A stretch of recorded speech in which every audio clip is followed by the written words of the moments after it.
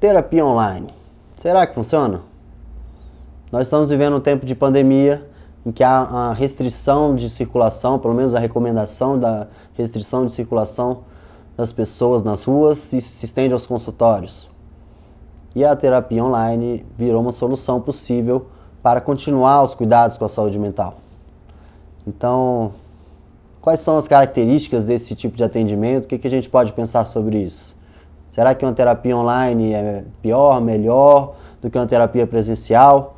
Será que há diferença entre uma terapia que se iniciou online e uma terapia que se iniciou presencialmente e depois virou online?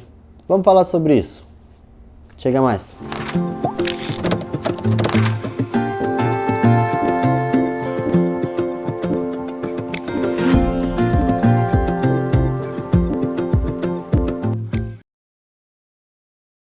O Conselho de Psicologia já regulamentou o atendimento online, já reconhece como a prática do psicólogo o atendimento online. A resolução número 11, de 11 de maio de 2018, fala sobre características desse atendimento, sobre restrições desse atendimento, e uma das restrições é você não atender pacientes graves em crise com tentativa de suicídio ou com violação dos seus direitos, violações físicas, pessoas que estão em situações graves. Graves em que sentido? Questão de tentativa de suicídio, risco de vida, tanto de outras pessoas quanto dela mesma. Então isso tudo tem que ser avaliado. E aqui entra uma diferença de passar um atendimento já presencial para começar um atendimento online. Passar um atendimento presencial para virtual, em tempos de pandemia, é algo que já existe um vínculo estabelecido. Você já fez um diagnóstico da pessoa, você já entende qual o funcionamento da pessoa, você entende a gravidade da situação. Então, você pode fazer uma avaliação melhor do que quando você inicia um atendimento online e se depara com essas questões. Então, essas restrições são importantes porque elas não são somente uma questão ética, uma questão técnica, que você pode não dar conta desse atendimento a partir do manejo online. Você pode ter problemas tecnológicos, a bateria pode acabar, a internet pode cair. Isso pode influenciar bastante no atendimento, nessas pessoas que estão mais sensibilizadas, são mais sensíveis às falhas do atendimento. Então, quando você, de fato, já atendeu uma pessoa por um tempo, já estabeleceu um vínculo, passar para um atendimento online é algo muito mais tranquilo do que iniciar um atendimento online, no qual você tem que ficar mais atento ainda a essas questões, porque elas podem não aparecer talvez no primeiro contato. O ser humano, né, ele é complexo e ele também está suscetível a aparecer novos sintomas ao longo dos atendimentos. Então é algo que você tem que entender que é uma exigência técnica, que o atendimento online não deve ser executado nesses casos. Eu recomendo que sejam realizadas terapias online que simulem uma terapia presencial. O que isso quer dizer? Há uma literatura sólida sobre o atendimento presencial, né, já é realizado ao longo de séculos, enquanto que o atendimento virtual é algo novo, que existe uma literatura mais nova e que permite algo que seja diferente de uma terapia presencial. Não só como uma simulação da terapia presencial, mas algo diferente, como atendimento por mensagens de texto. Ou então, que eu já vi em alguns sites e aplicativos, que eu não vou falar o nome porque eu não recomendo eles, justamente para não divulgá-los,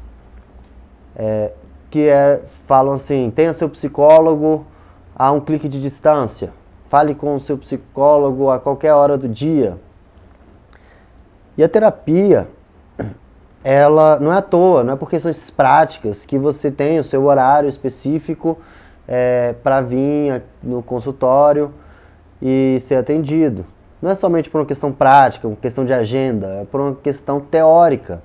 É importante aquele espaço, aquele momento, é importante que o terapeuta se faça presente, mas que ele se faça ausente também.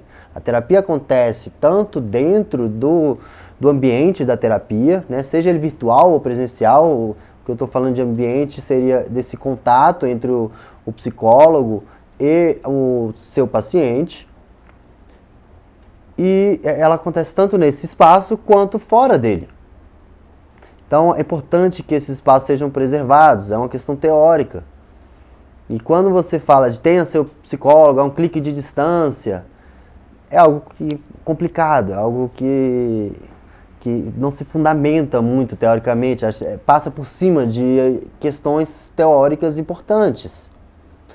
Enquanto que atendimento por mensagem de texto também é algo complicado. Até me faz lembrar sobre o livro do Richard Boucher, que chama Terapia pela Fala, e também do quanto que um outro autor que eu gosto bastante, que é o Luiz Cláudio Figueiredo, que fala o quanto que é importante a função da escuta. Então, principalmente na teoria psicanalítica, que analisa, né, essa questão, coloca um par de atenção flutuante e associação livre, né, o lugar da fala, o lugar da escuta. A gente falar de mensagens de texto, atendimento por mensagem de texto, a escrita, ela se dá na base da correção. Você escreve, você apaga, você escreve de novo, você repensa e você responde. Então, ela não permite uma manifestação do inconsciente, assim como a fala permite.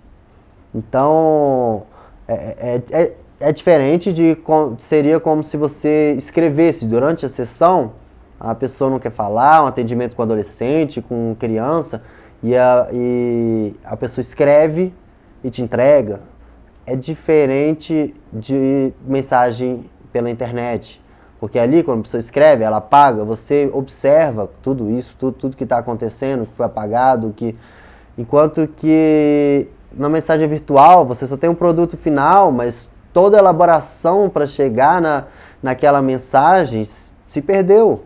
Você não recebeu esse dado para que você possa trabalhar com ele dentro da terapia. Então é muito complicado a gente falar de terapia por mensagem de texto. Teoricamente, na minha opinião, é algo que não se sustenta. Não quer dizer que você não possa falar com o seu terapeuta pelo WhatsApp ou o que for que seja, do que você esteja sentindo, mas que se for para aprofundar, né, em algum assunto, que seja marcada uma nova sessão, ou que não dá para fazer de fato terapia por mensagem de texto. É uma questão teórica que se torna algo muito complicado. É importante a gente pensar que o ambiente ele está modificado nesse cenário de pandemia. É diferente de atendimento virtual em tempos de pandemia. A gente tem que pensar que as pessoas estão confinadas nas suas casas e com seus filhos, com o marido, com a família. E isso vai influenciar na qualidade da terapia. Como é que a pessoa vai conseguir entrar em contato com violências que ela sofre no relacionamento? E o companheiro ou a companheira está lá do lado, ouvindo. Ou mesmo que se a pessoa não está lá, é o mesmo ambiente, inclusive, que a pessoa compartilha com essa pessoa que ela sofre violência. Ou qualquer outro tipo de conteúdo que seja conteúdo de terapia, né? Conteúdo mais profundo, falar sobre questões da sexualidade. Então, os atendimentos virtuais em tempos de coronavírus tem que levar em consideração essa questão de que o atendimento pode ser interrompido por uma criança, porque na verdade a criança era a hora que a criança estava na escola e agora ela não está mais. Então a gente tem que sempre pensar e repensar essas questões. E pensar que é um atendimento possível.